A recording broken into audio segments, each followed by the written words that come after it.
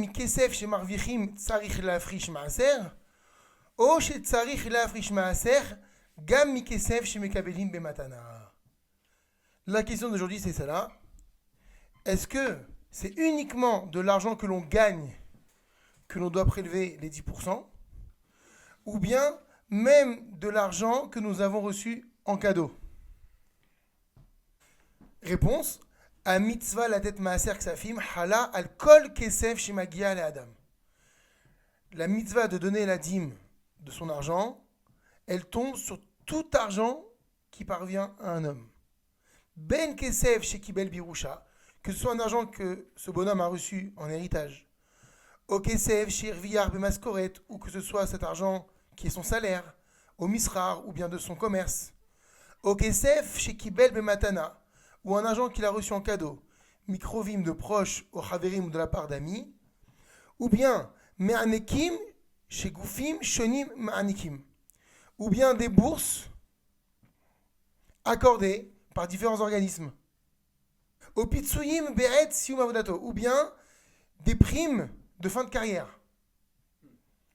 Mikol aksafim alalou, de tout ce type d'argent, tsarich leafrish maaser ksafim, on doit prélever le maaser. Deuxième question. Aïm tsarich leafrish maaser matanot shemekablim la chatuna.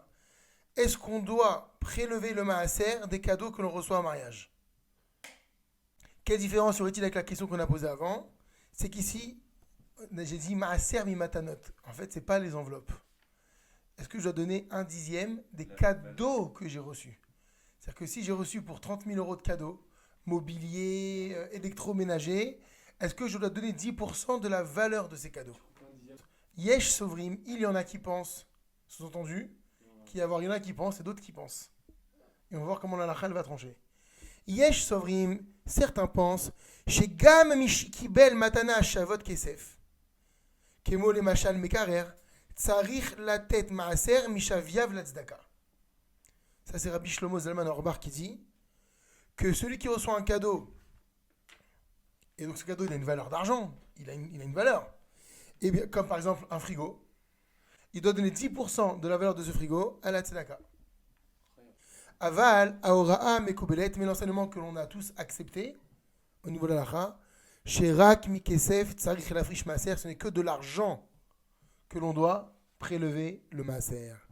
Le firar, c'est pourquoi Hatan vechala, shekibelu matanot shonot uksafim, un hatan et une kala qui ont reçu différents cadeaux et de l'argent, alehem lafrish maaser mais kesef bilvad, ne doivent prélever le maaser que sur l'argent. Donc effectivement, sur les enveloppes, ça revient à ce qu'on a dit dans la question antérieure, il faudra donner 10%. Donc, Orim Shenadnu les vitam, Anesua Kesef Kedeshetikna Laatzmasimla, des parents qui ont donné à leur fille pour le mariage de l'argent afin qu'elle s'achète une robe. Aim Hitzricha Laafrish Maaser Mina Kesef, doit-elle prélever de cet argent qu'elle reçoit la dîme, donc le maaser? Parce que là, c'est vrai qu'il y a un cadeau. C'est un cadeau pour la robe. Mais en attendant, c'est du kesef. La réponse que donne la halacha, en hitzricha la frish ma kesef maaser. Elle n'a pas besoin de prélever le maaser de cet argent. Mi pene shamatana ena kesef la simla. Parce que le cadeau n'est pas l'argent, mais la robe qui doit résulter de ce don. C'est-à-dire que ce don n'a été fait que pour acheter la robe. Pas pour qu'elle puisse en faire ce qu'elle veut.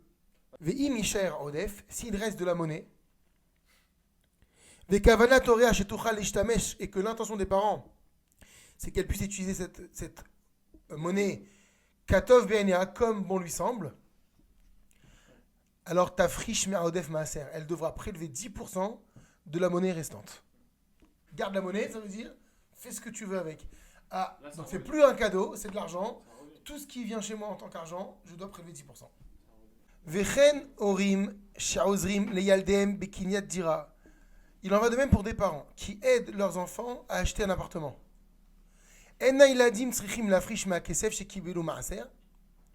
Donc les enfants ne sont pas obligés, ne doivent pas, ne sont pas obligés, n'ont pas à prélever le maaser de cet argent qu'ils ont reçu, parce que le cadeau qu'ils lui ont donné, c'est une partie de l'appartement, c'est pas de l'argent.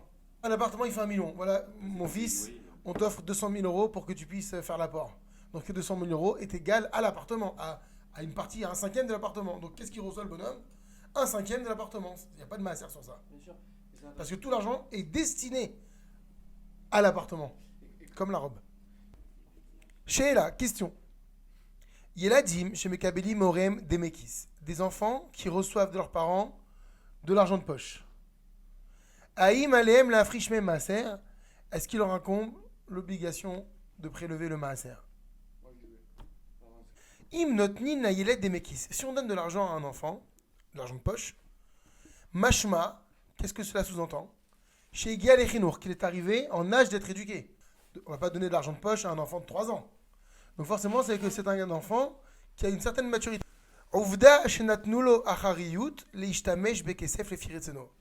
Et donc le fait qu'on lui donne une responsabilité à cet enfant pour utiliser l'argent comme il veut, alors, donc du coup, c'est pas un cadeau propre. C'est-à-dire, fais ce que tu veux. Et Valken, c'est pourquoi, à lav leitraner, il convient donc de l'éduquer, les mitzvahs, à cette mitzvah, où la friche maaser est à prélever le maaser.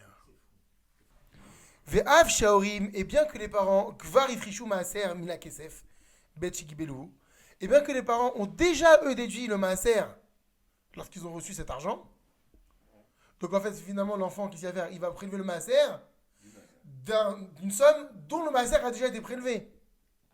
Bah, malgré ça, il doit le faire pour lui enseigner. Kevan chez Avar liadav shelailed, étant donné qu'il est passé cet argent dans les mains de l'enfant, à lave la friche, lui incombe l'obligation de prélever. Il a changé de destinataire, de propriétaire, c'est terminé. On voit pas ce qu'il y a eu avant. Bah non, c'est ton argent, tu dois prélever le maaser. Omnam, cependant, kolze bitnaï shakesef nitana iled shimush chofshi. C'est à la condition que l'argent qui a été donné à l'enfant, shimush chofshi, il ait une utilisation libre. Il fait ce qu'il veut avec cet argent, le petit.